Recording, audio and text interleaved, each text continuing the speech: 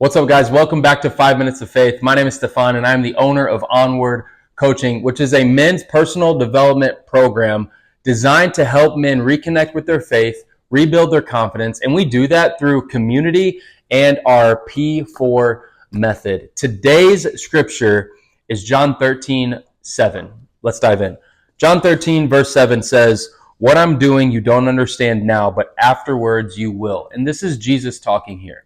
Okay, how many times throughout your life have you been going through something or something has happened that you just don't understand? That you question God and you wonder, like, why is this happening to me? And then when that same thought, how many times from maybe that specific moment that you get a couple weeks, couple months, maybe even a couple years down the road where you look back and you're like, oh, I understand why I had to go through that, or I understand why I did that. I think a lot of the times when it comes to life, what this message is really communicating to us is that while we might not understand what's going on in the moment, it is super important for us, just our mindset and our spirit and our soul, to just trust God, to really lean into Him and have this faith that everything that is going on, everything that is happening, it's okay because He's with us through all of it. So that's part one. Part two of this is I want to encourage you when it comes to reading scripture. And again, I've been a Christian my whole life. I've been a follower of Jesus my whole life, but within the last probably couple years is where I really ramped it up. And my mission for myself is to really understand God more, and the best way to do that is read the Bible, right? So what I want to encourage you is something that I used to do is I would just read a verse and I would just take that verse for what it was. Not that that's bad and not that that's good. There's a lot of great verses that have helped me through a lot of times and moments and situations. But what I've learned is the more I can dive into the context, the full context of what is going on around that specific verse, the more I can understand that verse, the more I can understand who God is, and ultimately that helps me become in closer relationship with Him. So reading this verse, Jesus says, "What I'm doing you don't understand now, but afterwards you will." If you don't really know what's going on, you're kind of confused. Who doesn't understand what's going on? Is someone questioning Him?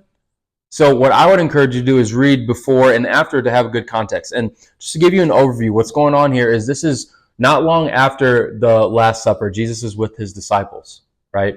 Simon Peter is noticing Jesus is doing something. What Jesus started doing is washing His disciples' feet.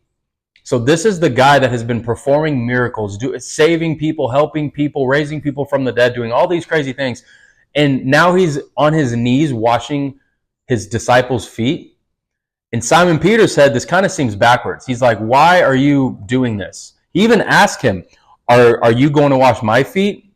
Then that's when Jesus says this verse that we're looking at, "What I'm doing now you don't understand, but afterwards you will." Simon Peter turns around and says, "You will never wash my feet, ever." Telling Jesus no. Jesus then says, "If I don't wash you, you have no part with me."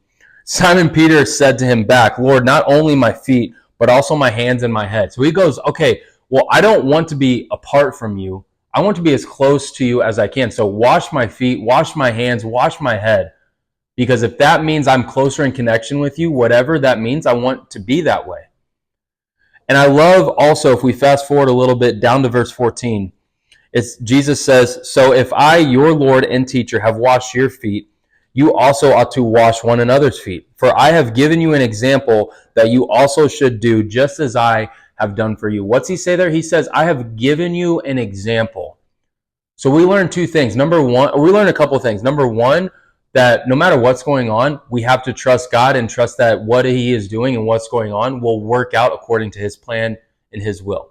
Number two, we have to allow Jesus, we have to allow God to do things for us. I know I'm speaking for myself. As men, I want to do as much as I can. I want to control as many things as I can. But over time and over the years, I realized that's not healthy, and that's not my place. My place is to know God and to trust God. So maybe you might be in a season where a lot is going on, and instead of trying to fix it and handle it and correct it, maybe you're being called to just sit in it and let God do what He needs to do. And thirdly and finally, what we see here is Jesus being the example. It says in the Bible that He came to serve, not to be served. And as followers of Christ, I think that's what we're called to do. To serve those around us, to serve those we love, to serve our neighbor. The greatest commandment is to love the Lord your God with all your heart, soul, mind, and strength, and then to love your neighbor as yourself. So as you're going through this week, I want to encourage you, this singular verse, what I'm doing now you don't understand, but afterwards you will. If you're struggling or going through anything right now, just from me to you, it's okay. Everything's going to be okay. Everything's going to work out. Even if it's not the way you want it to work out, it is going to work out perfectly for God's will. So I want you to lean into this. I would love for you to read this verse again. It's John 13, chapter 13, verse number 7. And that is our 5 minutes of faith. See you on the next video.